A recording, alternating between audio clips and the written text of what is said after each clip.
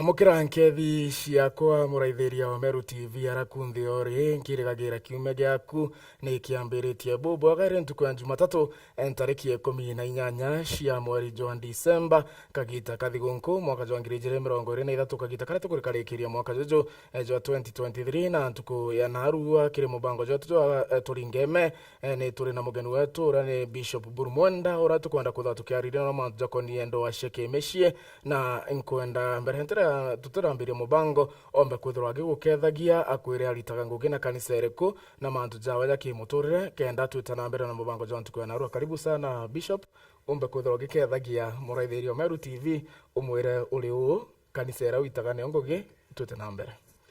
Muraithirio Meru TV ningo ukethira kora narua bitwa Bishop Mwenda Moses Mburu nditana na kanisa etwa Neema Fountain Church ndilare ndi mromutua na ndi kuntugu kwingi ndene ya ndugu yetu ya Kenya arambitha ntongerete kanisa eu na kairimbithira ndi county director wa Miru wa Kenya National Congress of Pentecostal Churches. Ini umbrella mbonde ire kava makanisa yonthe ya kanisa cietwa Sekirundu na ngwe yetu ira nene ni kureta atumiria bonthe ndene ya county na ndene ya ndugu ya Kenya nikenda twaria mwambo yumwe yo kumenya Yesu Kristo na gutethia antu kuimenya na kwelo ina bari ndene nthukuru ya Kenya. Batu tutangu nyingi muno kupitia counseling kuritana antu kithomo kia biashara na muture yu mwega ndene ya misi yetu na ndene ya matura yetu ni bwega. Thank you sana Bishop. Muraithiria wa Meru TV eu ne mearia Bishop Burmonda uratuna we ntuku ya narua kenda omba gutwitithia kiri mantu jakoni Ndwaa Cia Kimicii kana gender based violence na nontu county ya Meru kutheta gukira kagirwa report kathumba ati makarika jaja ni jakuoneka jakiongereka untubone na ja county ya Meru na nikiona tukwenda ujashiriria ndawa turi na Burmonda atwitithia na mbere kenda tuona bura tukanyia makarika jaja mbere ma Bishop tukiambiria mbuga ko muraithirio kugwa tuga gender based violence akoria imbie to kwariria no umbe kwithirwa ukimwereithia gaimbio. Okay, ni boya bwana Ken. Gender based violence, these are the violence in between it's a violence in between a male or a female. Yeah. When we say gender, we shall say it's either a male or a female. Na mostly hapo nyuma tumekuwa tukifikiria ni vita dhidi ya wanawake. Lakini siku ya leo hata wanaume wanapigwa. So that's why tunasema gender based violence, watu wanapigana ama wanapigwa kwa sababu ya jinsia zao, wanapigwa kwa sababu ya mambo yanayoendelea, na wengine wanadhulumiwa hata kimapenzi, wengine wanadhulumiwa kipesa, wengine ni ile culturally zile tamaduni zetu zinawafinya, na hiyo sana inafinyilia wanawake, na hata sehemu hizi za kwetu katika zile tamaduni zetu tulikuwa tunafinyilia hata watoto. Sasa kwa saizi ndio sasa tunasema inaitwa gender based violence. Yes. Na Bishop, yes. Mambo na gender based violence ilianza kitambo pia kulikuwa na gender based violence ama ni saa hii tu tunaiona? Gender based violence is as old as Bible. Yes. And ni zaidi. Maana tumeona katika itikadi za Israeli pia wanawake walifinyiliwa. So si kitu imeanza leo, ni kitu imeanza kwa miaka ya nyuma, lakini tumekuja kuelewa kwamba vile tunavyoendelea kukua na kuelewa mazingira yetu imeenda ikiisha. Lakini jambo la kuzangaza ni kwamba kwetu Meru inaongezeka. Na swali ni je, ni kwa nini? Na hiyo ndio swali tunajiuliza kila wakati. Na tunataka watu wajue kabisa kama hujaelewa mazingira ulio nayo utapigana nayo. Ile shinda iliyoko na watu siku ya leo ni kwamba hawajaelewa. Wengine wanafinyiliwa, wajui ni kufinyiliwa na finyiliwa. Ukijua wanaume wengi wanapigwa na wanawake. Wengi hawaongei. Na akiongea tutamcheka, tumwambie mbona unapigwa na mwanamke. Na hiyo ndio mambo inaendelea katika maeneo yetu. Na vile jinsi tumelelewa, watu wengi hawajafunzwa ama kuelezwa jinsi ya kujitetea. So as a church now, sisi kama Kenya National Congress of Pentecostal Churches, tuna mpango ya in the next 5 years, tuna programs ambapo moja yao ni kwamba tutazungumzia jinsi ya hizi tunaita vita vya kidhuluma kwa sababu ya maumbile ama jinsia. Na tuna mpango ya kwamba one thing tutadu ni ile tunaita advocacy. Tuambie watu na kuwaeleza kabisa ya kwamba ukiona jambo linaenda hivi unapaswa ufanye hivi. Maana watu wengi kama vile vile inasema watu wetu upotea kwa sababu ya nini? Ya kukosa maarifa. Hata watu wengi wanapotea kwa sababu hawajui. Wengine wamekuwa jambo lingine ningependa ujue Ken. Poverty is the underlying factor. Kwa sababu ukiona taifa ama mji ambao uko na shinda, utakuta watoto moso wasichana wataolewa kimapema ili watafute riziki. Na wengine wanaposwa ndio watu wapate chakula ama waondoke. Hiyo ndio tunasema hapana. Tunapaswa tuwe na njia mbadala ya kufundisha watu jinsi wanapaswa wakae, jinsi ya kupata uchumi, kitega uchumi, na jinsi ile wanapaswa waende ndio waweze kuwa wako sawa. So tunapozungumza na watu, tunapowaeleza, upaswi kufinyilia mtu kwa sababu ni mwanamke. Ampaswi kupigana jina. It's against the law. Na kwa mara nyingi kile nimekuja kurealize na katika mikutano mingi tumeenda ya Njimbi hivi. Tumesikia na hii kitu ilihuzunisha moyo wangu. Ati ya kwamba katika gatuzi letu la Meru kuna watoto wanaolewa kimapema. Kama sehemu zile nimetoka za Igembe. Ukiangalia Igembe North, Igembe Central na Igembe yote napigania. Hii jambo imenifanya nisiwe na uzingizi nikifikiria ni jinsi gani tunaweza fanya tuondoe ishinda kwa watu. Na nimefanya utafiti kidogo nikitembea na kuongea na watu. Utakuta ya kwamba watu wengi hawajaelewa. Na nashukuru sana kwa sababu leo hii so many people are exposed. Kuna media, kuna social media, kuna TV, kuna radio, watu wengi wanasikiza.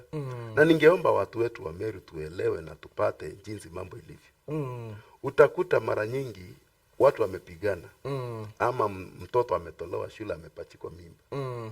Ukifollow ile jambo unasikia kwamba kuna watu wengine wanasema acha tutatulie jambo hapa nyumbani. Hiyo ni makosa. Kwa sababu yule mwenye kudhulumiwa hatapata haki. Hatapata haki kabisa. Na juzi nilisikia ati kuna mtu mwingine alipatikana sikumpata vizuri nielewe ati amefanya ngono na mtoto na mtoto mdogo. Walipofuata akaambiwa atatumiwa kichiaro. Which is nonsense. So at this 21st century kuna mambo ambayo yanapaswa yasiwe kwetu. Kwa hivyo tunapaswa tuambia kwamba mtu akitenda hayo makosa mkondo wa sheria uchukue njia yake. Na watu waelezwa kwamba kuna vitengo maalum. Nashukuru serikali yetu kwa sababu ukienda most of the police station kuna gender desk. Nimeona pale Lahare, nimetembea hapo, nimeulizana maswali. Na lazima tuelewe nafasi tulio nayo ni kwamba hakuna mtu anapaswa kudhulumiwa. So ni watu wafuate njia na sheria. Kitu kile ningependa kujua kwamba wakati tunazungumzia gender based violence, kuna what we call domestic violence. And these are the violence against women and men or children living in the same domestic unit. So kuna ile greed. Kuna vita vile vinapigana nyumbani yenyewe. Na kuna vita vinatokea hata sehemu za kazi. That are unit where people are living together. So there is nobody who should be intimidated or harassed because of anything. We have right to live. We have right to express ourselves. We also have right to associate on the right norms. That's what I can tell people. And we must realize hapo nyuma tumefikiria girls and women are the most victims. Hata sahi. Naona ile wimbo ulipigwa sana kuhusiana na wasichana, the girl child, the women. Saizi wanaume wako bwana. Wanaume wamerudi nyuma. Na ukiangalia zile tabia zinaenda, there is power in spoken word. There is power when you speak things, you build things. I am a believer and a Christian believer and a staunch believer on that. maneno inaongewa huwa iko na inasimama. So unapoangalia saa hii na ningependa Ken uangalie watu wetu wa hapa. Angalia vijana hata hawa ndogo saizi. Morale yao imechuka chini. Their self esteem imeisha. Why? Hakuna mtu anawazungumzia.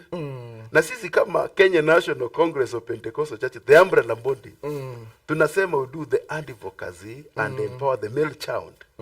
Ndio unaona saizi wameingilia bangi, wameingilia miandarati. Hawajielewi. Na Bishop, yes. Kuna kitu nimekuwa nikiona na watu waoni. Au wasichana wakisoma wote waende university wafanye degree, apate kazi mzuri. Vijana wetu kwa kijiji wote wamekuwa ni walevi, wanatumia bangi. Si wale watu watataka kuolewa? Yes. Utarudi tu kutafuta huyo mtu bado? Hapana. Nasema nasema msichana akisoma. Yes. Na kijiji sasa hii vijana wameingia kwa bangi. Yes. Hao watu hiyo kijiji ni kama tu itaisha vijana. Get this, Ken. Yeah. If you not empower the male child, tutakuwa na gap. Hiyo ndio nasemea. Na acha nikwambie, msichana yangu akisoma siku ya leo, hata kuja kuolewa hapo. Ataenda to the other part of the world. Kwa sababu the cluster. Unajua mbeleni ulikuwa unakuwa ukikuwa unaenda kwa familia yake unasema kijana yangu ataoa. Siku hizi haiko hivyo. Unapaswa elewa haiko. Saizi ni mtu anatafutana huko vioni, wanatafutana katika sehemu za kazi. Then when we not advocate and pressurize, not to pressurize, kuambia watu waingie katika mpangilio na mtiririko wa mawazo ya mahali tunaendea, utakuta ya kwamba hatuna kizazi. Go to schools. Ana ningependa ufanye hiyo data. The number between men and the male and the female, girls and boys. Utakuta wasichana ndio wengi. Si hata hatuna vijana. Hapana. Wako. Lakini utawakuta hapa mitaani wako. Utakuta kama zile sehemu za miraa wanaenda kutunda miraa. So kile nasema ni kwamba we must have a way out. And this way out is that kwamba we must cluster those young men, train them to emphasize, tuambie when mwanaume anapokosekana kwa jamii, hiyo jamii tumeimaliza. Because men were created as as leaders, and women also as coming as leaders. But we must empower this male child. Tumpatie moral. Nesa hizi unaangalia vijana ndio unaona wanashuka nywele. Si ati kitu kingine wanaiga. Ile because tumezungumzia msichana sasa amekuwa hero. Yes, we must come to the realistic. Na ningependa tuelewe what is ile kitu tulikuwa tunazungumzia about the GBV. Ni watu ambao wanafanya mambo yanafinyilia mtu. Na kuna types mingi za GBV. Kitu ya kwanza ni ile tunaita physical violence. Na physical violence unakuta tunasikia wabibi wanapigwa. Hiyo ni physical. Kuna harm, the physical harm. Na watu wengi unaona bibi anapigwa, the mala anaweza kimbia ni kwao na hakuna sheria. Hakuna mtu anamshughulikia. Kwa hivyo ningeomba ukiona hii mambo inatendeka, kuna njia. Njia moja ni kwamba speak it out. Yeah. Kwa sababu unapopigana, wacha tuseme unapopigana na bibi yako, kuna kitu na train wala watoto wako. Yeah. Yule msichana wako kama kijana yako, kuna kitu anasoma. Atakuwa akijua wanawake wanapigango. Na yule msichana naye ataogopa wanaume akisema mimi sitaoleka kwa sababu nitapigwa kama mamangu. So we must know. Sina zile tunaita the side effect is domestic violence. Jambo lingine tunapaswa tuelewe ni kwamba wakati tunapigana, what a message are we giving out? Kuna njia kama kuna tatizo ya kutatua, si kupigana, na si kuchapa mwenzako. Ana right. Na kuna sheria, unajua nashukuru serikali ya Kenya maana imeweka sheria. Tukifuata hizo sheria vizuri, tutakuta ya kwamba taifa letu na hii kaunti yetu ya Meru itakuwa na amani. So ningeomba ya kwamba watu waelewe. Jambo lingine kuna ile tunaita verbal violence. Kuna kineno naweza ongea lakini kinadhalalisha, kinaudhi, kinatia majeraha ndani ya moyo. Hata hiyo ni violence. So we must know ya kwamba hata maneno tunapozungumza ni maneno aina gani, yanapaswa ya namna gani. Then ukitoka kwa hiyo the Bible inaleta what we call also another form of GBV, tunaita psychological violence. Because of what you are going, you are psychologically affected. And ndio tulikuwa nasema kama kijana, unakuta sasa because of the psychological torture na ile mwingine anamejidharau. Wanachukua njia hii na ile kujiimarisha ndio ajisikie wako. Nilikuwa naongea na jamaa mmoja jana. No jana, Saturday. Ni mlevi, namuuliza kwa nini unalewa? Anaambia nalewa ndio ni punguze stress. Nikamuuliza ukilewa itaisha? Na alafu nika kurealize ya kwamba kwake anaingianga very late. Na anatoka tena very early in the day. This man ana peace. Nikuya kurealize anapigwa. Tulipokuwa tukiongea anaambia sasa pastor, mimi nitaenda nyumbani kufanya nini?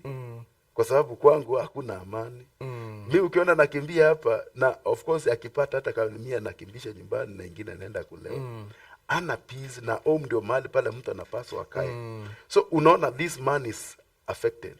Na ningeomba makanisa na sisi kama the religious people, we have some centers ya kurescue hao watu. Tuweze kuwasaidia kurudi tena. Na pia tuwe na njia ya kuwarudisha kwa community na kujielewa. Then kutoka hapo kuna ile tunaita sexual violence. Katika sexual violence ndio tunaona rape, incest and the rest. Kuna what we call the intimate partner violence.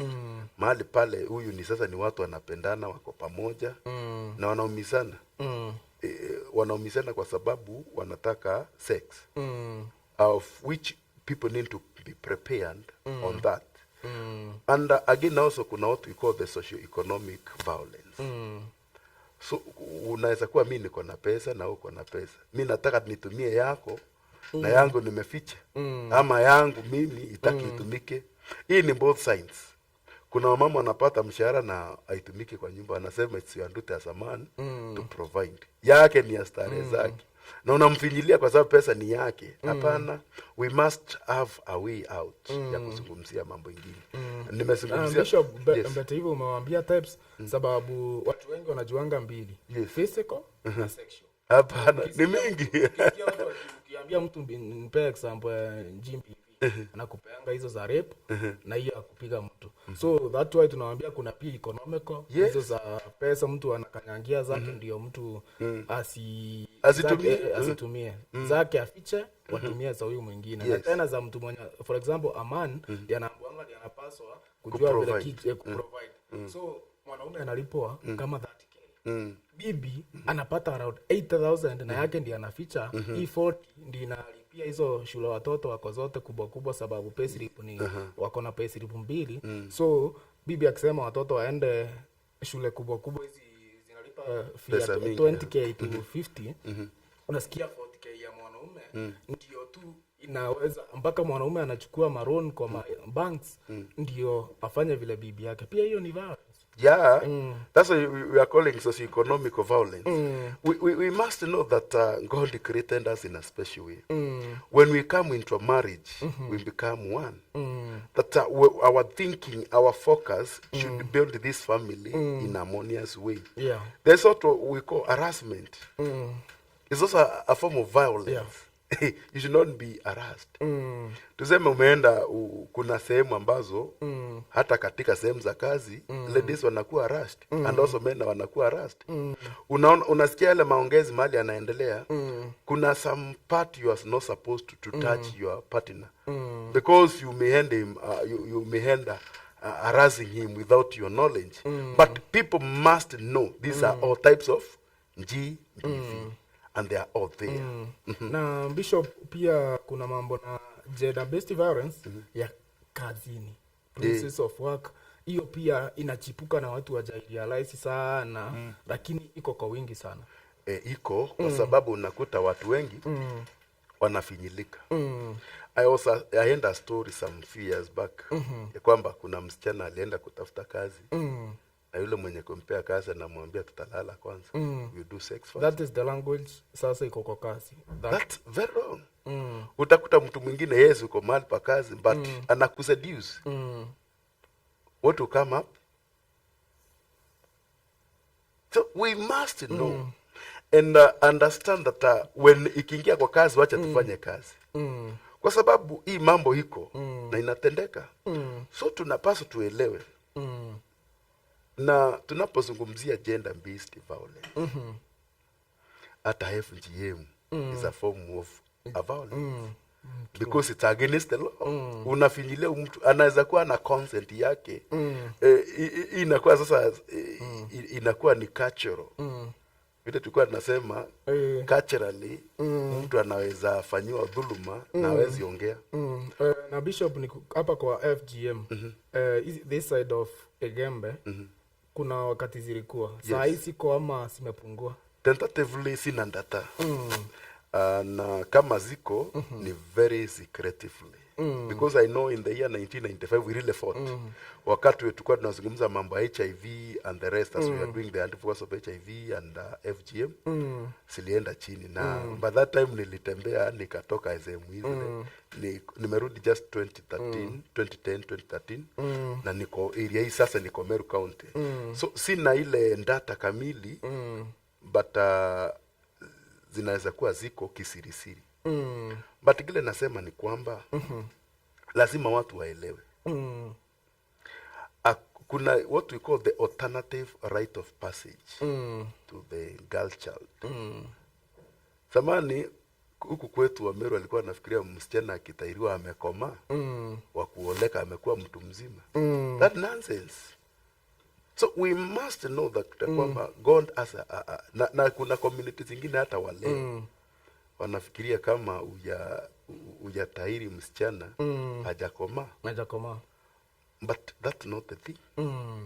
Na hata wengine wamekuwa wamekuwa na hiyo stigma. Some years back niona mke ameoleka amerudi ati aenda apaso tohara ndiye arudi kwa alitafuta pesa kwa sababu alikuwa also amefinyiliwa na ile community yako na ile jamii. Nataka kuwaambia hivi. Ukifinyiliwa ama ukiona mtu anakutisa kwa sababu yeye huku tahiri. Usilale pale. Speak it. Ongea. Pigia mimi simu tutasaidia wewe. Na kuna watu wengi sana. Serikali hiko. Sheria hiko. Like Meru County we have somebody who is coordinating all the GBVs. The gender based violence. In fact, anaitwa gender based violence coordinator in the Meru County. Kuna the national government and our Hibo county commission and the DCC. They are all there to make sure that Meru is safe. So we must realize that kwamba hizi vitu na nataka kuambia watu wa Meru na watu wale wa Kenya wale watanatusikiza tukiwa katika hii maongezi. Haupaswi kuwa intimidated kwa sababu kufanywa FGM. Ilipitwa na wakati. Ni kama kwetu zamani zile. Tulikuwa tunaenda kwa uwanja tunatahiri pamoja. Tunazinda the whole day kuimba watu wanaimba the whole day. Nowadays kuna ways za kwamba watu unachukua mtoto wako siku hizi makanisa inatahiri seminar wanaenda kutahiriwa huko. Si kwenda kuimba the whole day. Unatocha huyu mwanaume bwana. So unaona sasa ile mambo inaenda ikiisha. Kuna zile mila na tamaduni zetu pia zingine asifai. Tunapaswa tuelewe tumesivuka na tunaenda mbele. Na ndio naona sasa kwa sababu ya ile mila na kule kuambiwa mwanaume ni mwanaume. Wanaume wala wanapigwa waongee. Kwa sababu ukiongea unaambiwa wewe si mwanaume. Na wanatoangwa. The other day tulikuwa na mwanaume ambaye akijidefend alipigwa na mume wake. Adhiru hapa na akakufa. Lakini angeongea yule usiwe na ule upumbavu ukiwa pale zile ule kutoelewa uko pale unafinyika. Ongea. Kuongea itafanya wewe kuwa si mwanaume. Mwanaume si mavazi. Mwanaume ni character. The aptitudeness of what you are doing. Na Bishop, tukiendelea na hii mambo ya kutahiri wanawake. Sana sana sasa turudi kwa kutahiri wanaume. kama hii KCP ndio sasa ya mwisho. So sijui next year tutakuwa na class 8 next year. Yes. So unakuta kama ni watu, mtoto wako wako class 6 kijana hajafikisha wakati wa kutahiriwa, lakini wewe unataka atahiriwe sababu unaona hii December kuna vijana wa KCPE. Unakuta unataka sasa atahiriwe. Wewe hata kama ataendelea na hii format nyingine yeye aendelee akuwa ametahiriwa. Unakuta hata kuna vijana utahiriwa akuwa class 2 class 3 class 1 hapa nyuma. Watu wamekuwa, mimi nimeshuhudia mmoja akuwa ametahiriwa, so alikuwa anasikia ako comfortable na hao wengine hawajatahiriwa akienda msaarani. Unaona hao wengine wanaona ametahiriwa hawajatahiriwa, so anakaa na kale tulikuwa tunasema ka stigma. Na pia mimi the moment niliona unatahiri mtoto akuwa class 1 na akae na watu hawajatahiriwa, kunako ka stigma kana muingia, anajiuliza maswali kama ni kukaa akiona kama ni msarani au anagojea anaenda then yeye anaenda kama hiyo. Kwa maoni yako bwana Ken, it just the issue of mindset. Kutahiri ni sisi tunajiwekea ni fomu ya kusema mtu amekuwa mtu mzima. There are people ambao wanatahiri watoto wao wakiwa ndogo. Biblia kale mtu alikuwa anatahiriwa on the 8th day. Ukienda like in coastal region wanatahiri watoto wao wanashinda na mama zao na wanakuwa ni watu wazima. Kuna hata watu watahiri and we see them they handle that they are doing better. But biblically as believers lazima mtu atahiriwe. Sure. But sisi tuondoe ile dhana ya kabisa ya kwamba kutahiri ndio inakufanya uwe mtu mzima. Let me tell people, let us learn. Let us get exposure. Na exposure hii ni kwamba Aisha ninasema kama ni kutahiri, unataka kutahiri sana na isiwe ni ile mindset unataka huyu mtu awe mtu mzima, you can unastahiri anytime. Yeah. But it also depend with the environmental segmentation. Huku kwetu dhana ya kwetu ni kwamba unatahiri mtoto anapoenda secondary. Sasa kuna mfumo tumekuja wa CBC ambao sasa mtoto ataenda junior secondary grade 7, grade 8, grade 9. Utakuta watu wengi sasa tutachange. Na ningeomba watu wa change. Unaona hii junior primary, junior secondary, it's in the primary section. Hatujui mwelekeo wa serikali itafanya namna gani, lakini inaweza kuwa iko hapo to stay because they say they are domiciling the JSS in primary schools. But in a nutshell we need to know kutahiri, unapaswa utahiri mtoto wako kulingana sasa na environment tuko akishanjielewa. Maybe wakienda the grade 10 hapo ndio safety taenda. Because now if tunafanya hiyo kutahiri watu wa grade 7 na wako pale primary na wanacheza na wala watoto, the essence of this right of passage haina maana. So we must na to train watu wetu sasa tuendelee tuangalie the curve. But ikiwa ni maana mengine hata wajui ni nini mnafanya, let them do at their own time. But was as Meru na maeneo haya yetu bando tuko na hatua za kuvuka. Na and that's we need to know. This time round this mtahala wa masomo ni muhimu sana. Ile kitu napaswa tufanye ni kwamba tuelimizane, tuelekezane, watu wanjielewe na tuelewe ni wapi tunaenda. Na asante sana Bishop.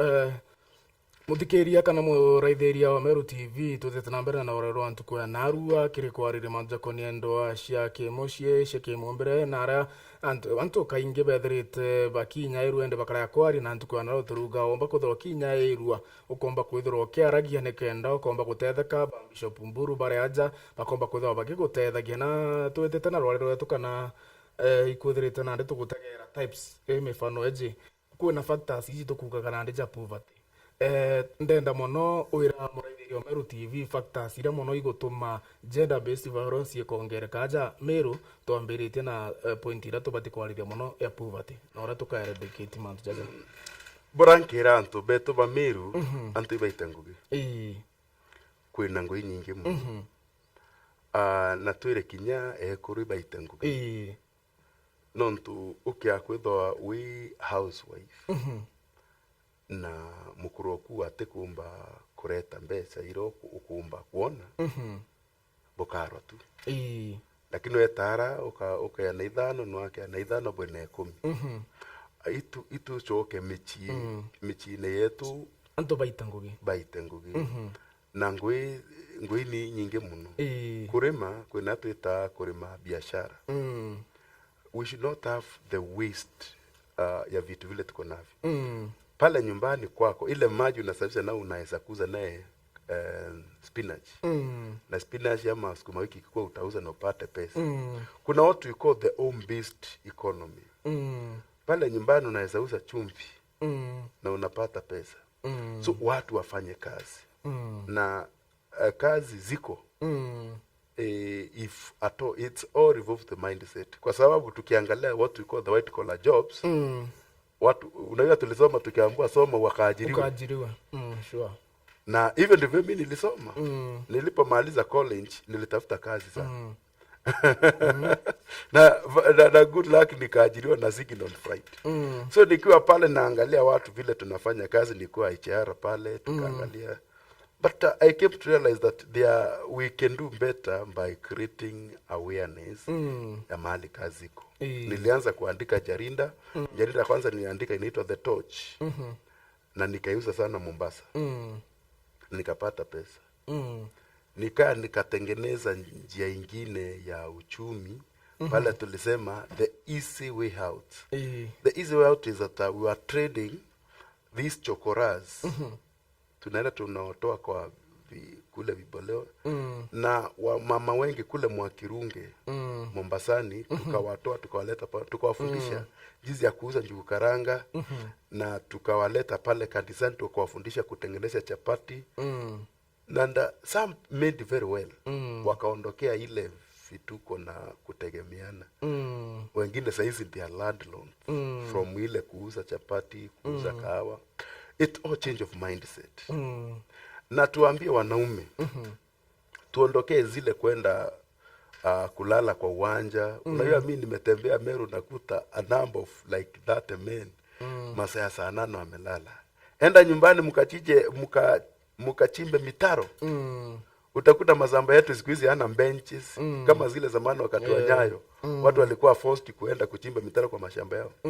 Ningeomba watu kuliko ile grupu mnalala naye pale mkichaga miraa na mambo mengine translate that, na ningependa tuwe na bwana Ken na forums za kwenda kuwazungumzia hata mahali wako tuwa empower maana ile muda wanaketi pale kuzungumza mambo yana maana wange translate tuende kwa shamba yako tuchimbe hiyo mitaro tufanye mambo pale itakuwa productive. Hiyo ndio njia ya kufukuza umaskini. The Bible says little slumber little sleep and poverty will knock like an armed robber. Let us change the mindset. It's all revolve in our mind. Watu wengine wanategemea watu. Hata ukiangalia nyakati hizi ukienda na watu waambie na wanunulia chai utawakuta wote watakuja. But how many are ready to pay? Few. So let us move out of the receiving aid. Hata vile injili letwa huku na wazungu walipotuletea injili walituletea Biblia wakatuletea nguo wakatuletea kila kitu. So watu wako still on receiving aid na wakabeba baraka. So we must learn to till the land to do work ndio tuweze kupata nini returns, na hiyo ndio tafukuza umaskini. Njia ingine tusomeze watoto wetu. Kuna these now tunaita shule ni hata kama si bure kabisa you can manage. Ukisomeza mtoto wako pale primary make sure ameenda secondary. Akienda secondary na apite vizuri there are so many partners. So wewe sema mtoto wako soma kwa sababu huku ana nini na pesa. Shule hizi tunaita za mchana the day school ziko na ni affordable. na community let us embrace kutoka mahali tumetoka, tusomeze watoto. Hawa watoto wakisoma tutaona kazi iko. Leo kuna kitu nimekuja kuona. For example the welders. Na nitakuuliza kwa sababu pia umetembea. Ni akina nani wako huko kwa wengi? Wapi? Wameru hatuko? Hatuko. Utakuta Wanjaluo wako pale. Luyas wako active kutafuta pesa. Na sisi tuko mahali tunakula, tunachana miravu. Let us work. Njia ya kufukuza umaskini ni kuwa. Kitu ingine, tuheshimiane. Let us have respect.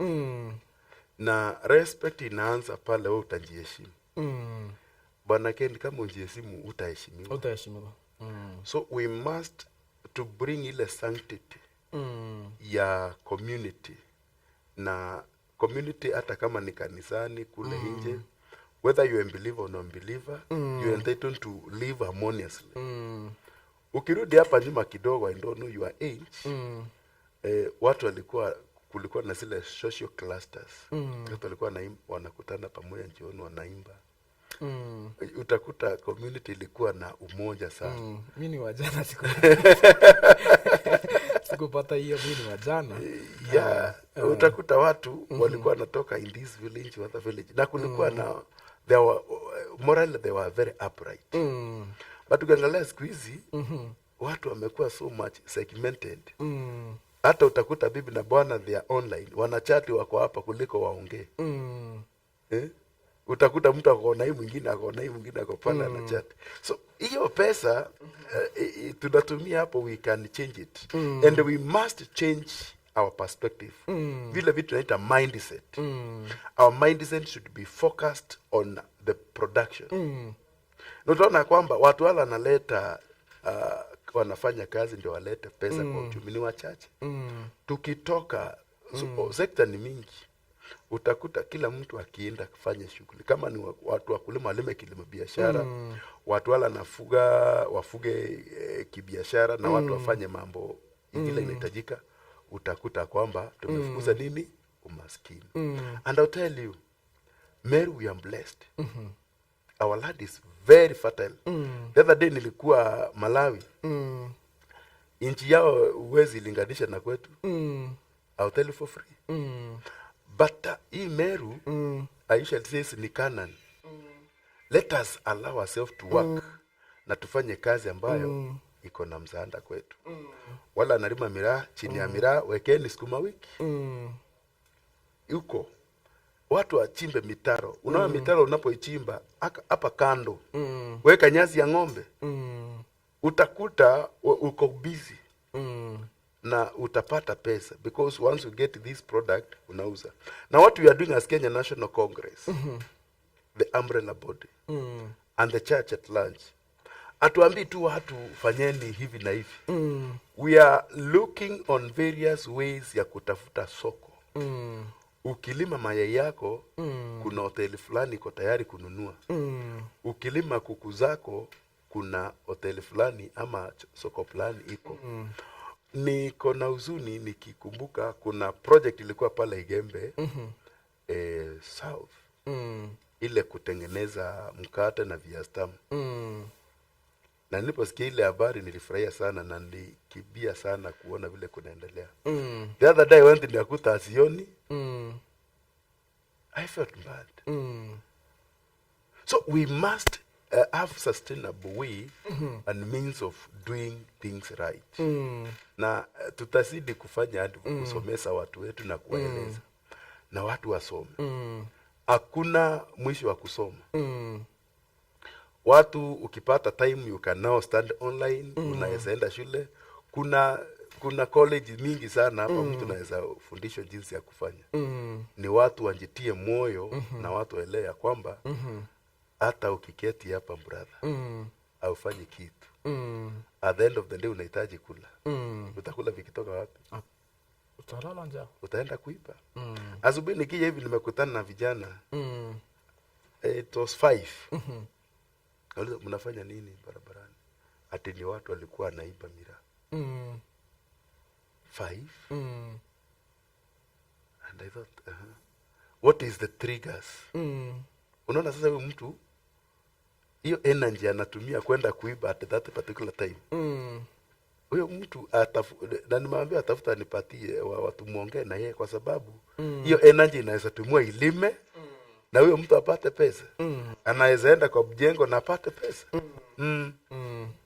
Na Bishop, sasa tumeongelelea hii maneno sasa yenye inafanya gender based violence inakuwa mingi. Sasa kuna hii role ya county government na national na kanisa na vikundi hizi za kutetea watu haki.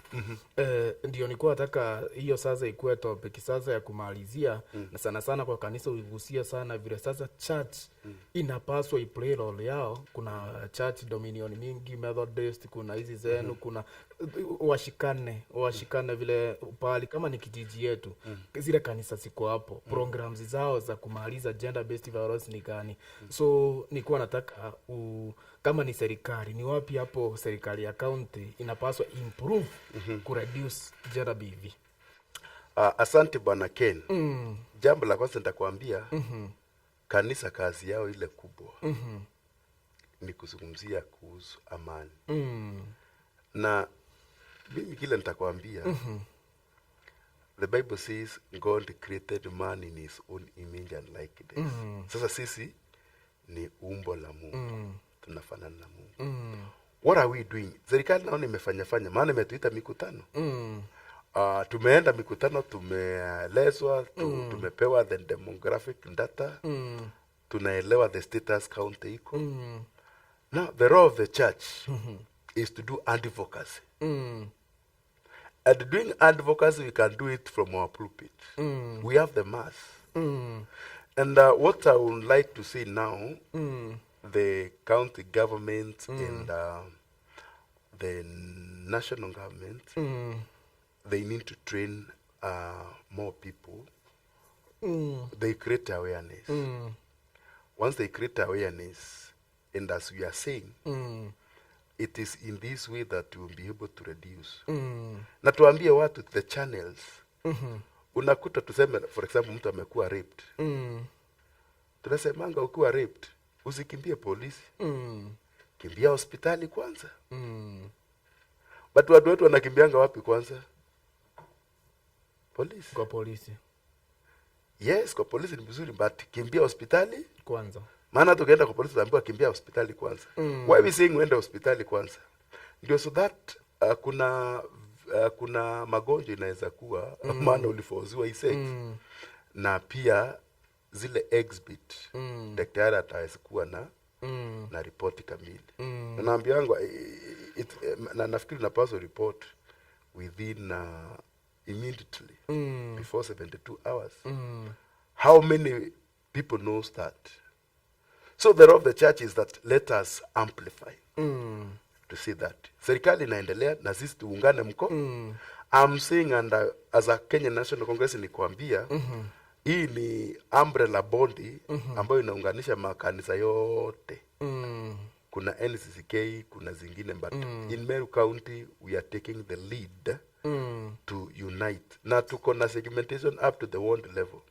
So when tunasema hii message iende ya GBV, itaenda mpaka mazinani.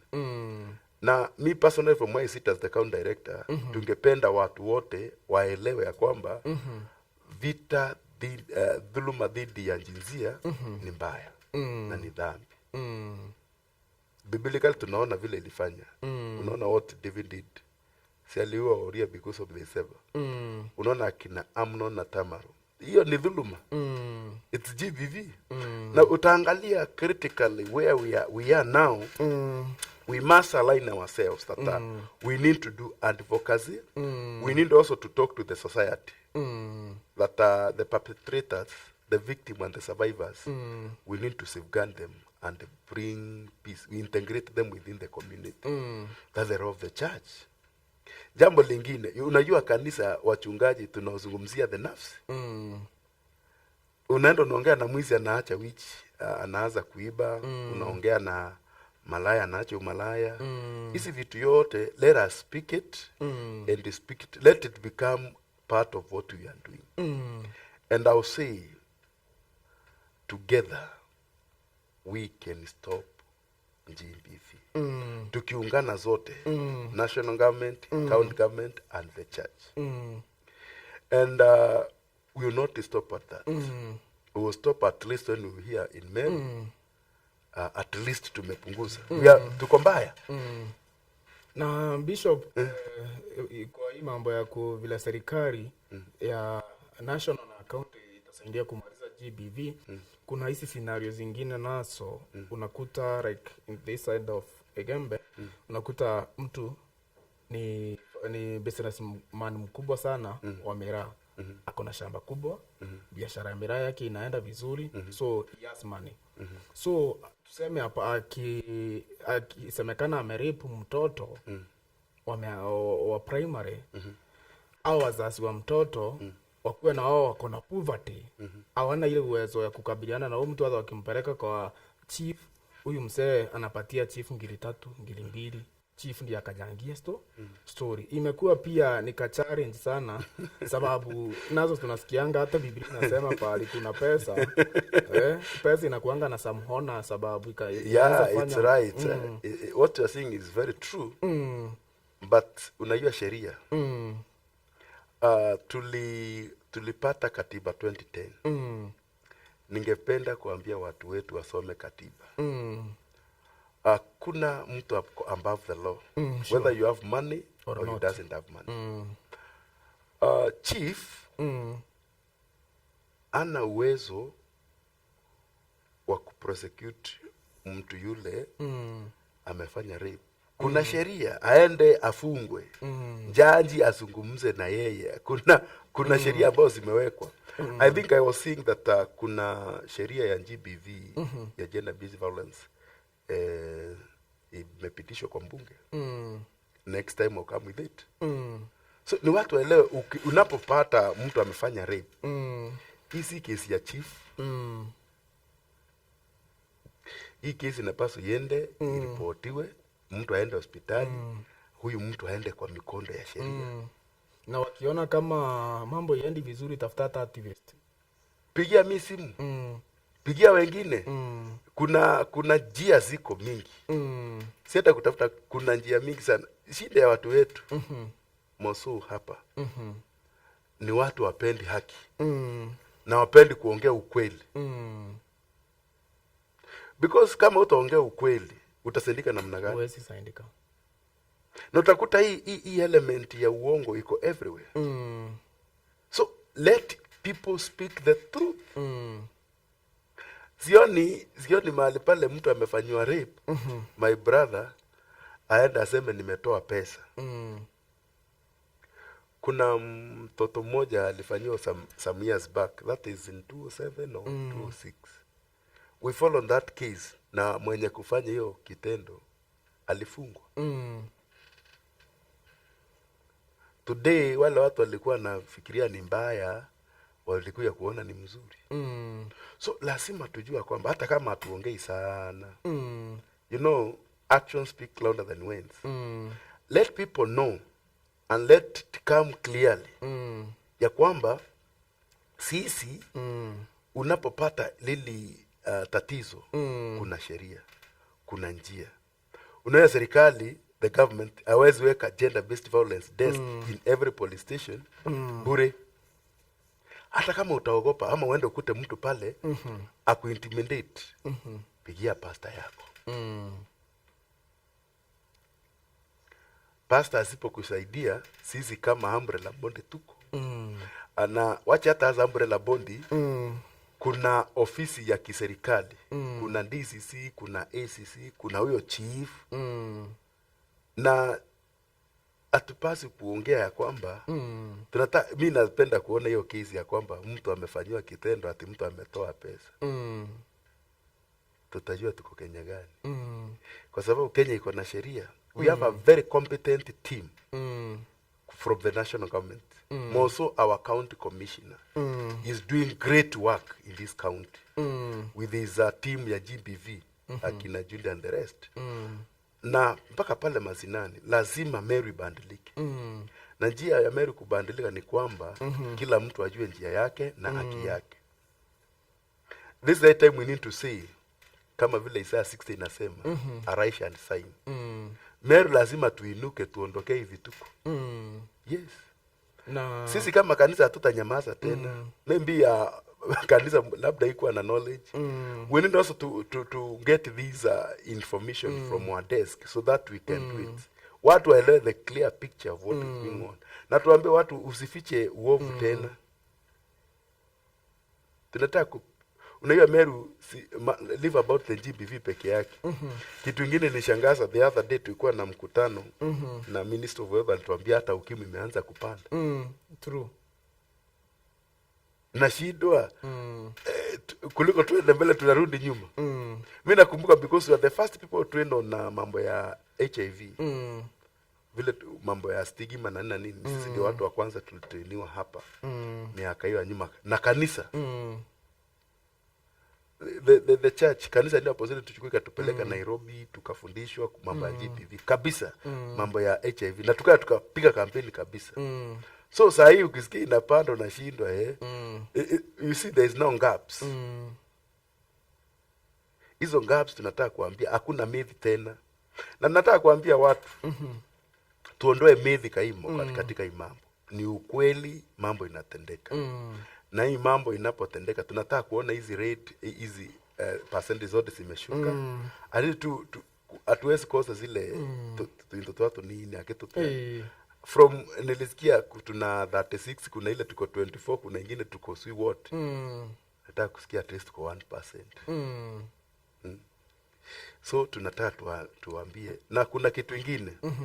Kuna ndoa za mapema katika kaunti letu la pia ziko juu. What does that mean? Kuna what we call the parental negligence. The parental issue.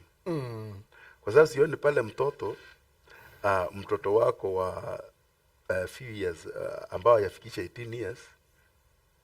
Na tuliambiwa the youngest mother is 13 years. Huyo mtoto akiwa na mtoto.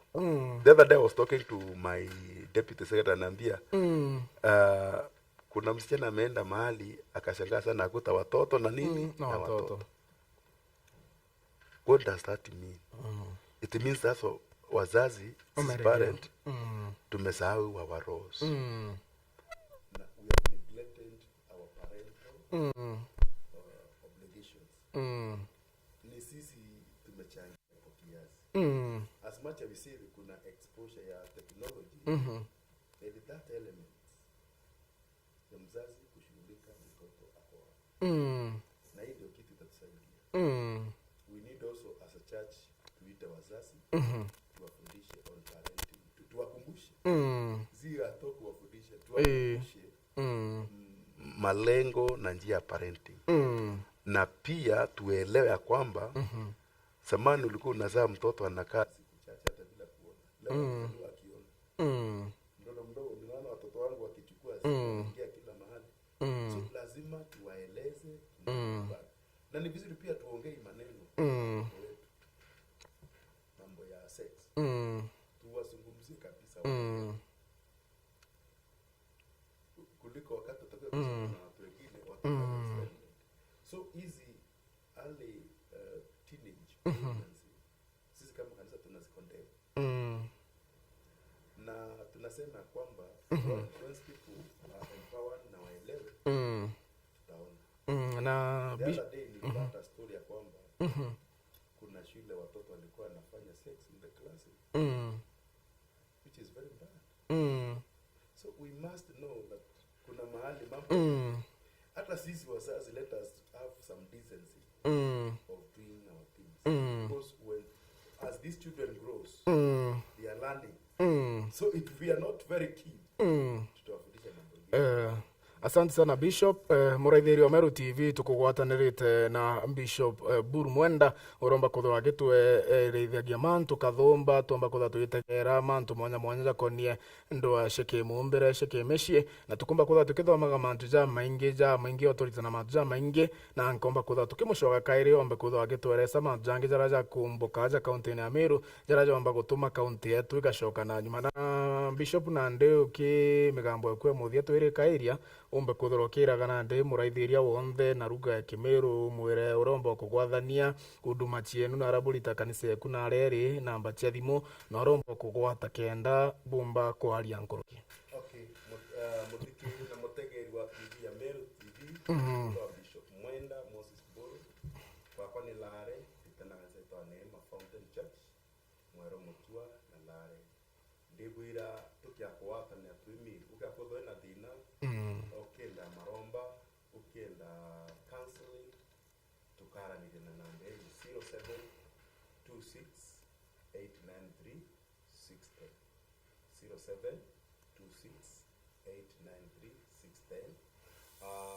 kirutera rongi ndimiru kila siku non tubwa the umbrella body hii ni umbrella body leo kwatanithia tumire bonde tuwatanire wimiru kitabu utaniona Meru inakuwa mostly hapa town solution building hii hapa na Sara Plaza. Utaniona ukipiga simu mahali huko tutapatana na Mungu atawabariki. Ndenda tukile mtu atiri tuinde tukiakwatani tukabira kintu gitawa GBV Meru tuinde the government, the church and the community. Weta mtu ya kwinyirwa ni mantu ya GBV ukira nara ringa dimu kuna serikali nene ya national kuna serikali ya county na tuinde turwa ndoe kuatiri utenji GBV Meru. Rapo ngikirike denda kuatiri kuna campaign ya COVID-19 iliku na antu ukapotota mtore sindano chacha mwera ya COVID ito mtwe na dhai campaign kuendelea na wana tubakiri uwe wabakira ita pakumute sindano na pakumute sindano aroli na okaewa mataro na ntaba kuona dire mwe ko kuithia twina strong immunity in our bodies kitugira kwenda kuwa ni atiri Meru twatanireni okera kureka mtu no riku ako discriminate kana kwinyilia no mtu muka kana mtu murumi aroka inyilirwa aria na tuturi o no mtu bakukire sauti weku na kuroma okumenyera bara bonge ndenda kuasia tumenyereya na hii December turi na December kuna viatu vingi tutekwenda kuona mwaka na tuiteko ina dine si kumeno mtu no alokele mwana kuwa kugei mwana kuwa kuradi na no mtu no aremere no kumumenyera tuikura tafadhali kalokele mwana all dine rana ni muno na stino inene amenyera mwana kwira na baadhi class 8 beta form 1 iba menyerwe kwira na baadhi grade 6 beta junior secondary ba menyerwe ana bonde ba kumuchia mwankara mwana kide miaka 18 mwana ya data kide miaka 18 atena rudara kulungamira ni wa mungamira na ito mwana ito mwana 24 no ndoya kide miaka 18 at secondary at college kana university I still under your care Ndwaa Cia Kimicii responsible lakini kuringa na sheria Kenya mwana nyide miaka 18 ni mwana omba kuitwaniria ni mwana omba shitaria denda kuwa netuimenyerere au tumenyerana betu asiari twarieni na kanisa tuwini masemina ekuru na akuru masemina antwa bethe na nyana bani tubaririe kanisa chionde tisekiro waki kanisa chionde ile nemi tuwatanireni tuwendweje nikenda twasinda na te kanisa yake tunenya Muslim tunenya Hindus within this community. Let us up. We have what we call the interreligious council in this county. Let us also team up and speak the same language. Na mambo ya kichungu ni atri. Together we will stop gender-based violence in our county. Thank you.